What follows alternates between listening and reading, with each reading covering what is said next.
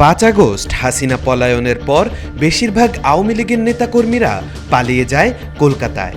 বলা হচ্ছিল আওয়ামী লীগের আশ্রম হয়ে দাঁড়িয়েছে কলকাতা। এবার সেই আশ্রমও আর আওয়ামী লীগের থাকল না। কলকাতার বসুদেবপুর মোড়ের একটি বাড়িতে 3 বাংলাদেশি বসবাস করছে বলে জানতে পারে কলকাতার পুলিশ।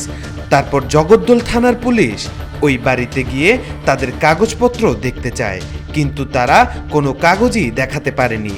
তারপরই ওই 3 জনকে ধরে নিয়ে যায় কলকাতা পুলিশ।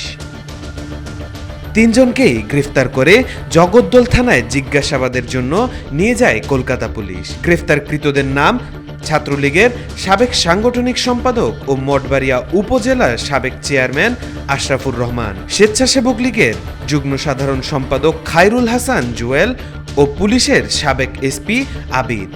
এরা সবাই আওয়ামী লীগ নেতা বাহারউদ্দিন নাসিমের অনুসারী।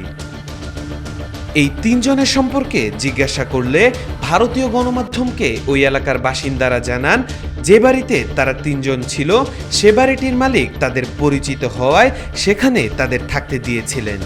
এখন পর্যন্ত তাদের কাছ থেকে পাসপোর্ট ও ভিসা জব্দ করা হয়েছে বলে জানিয়েছেন কলকাতা পুলিশ। তাওফিকুল ইসলাম, আজকাল।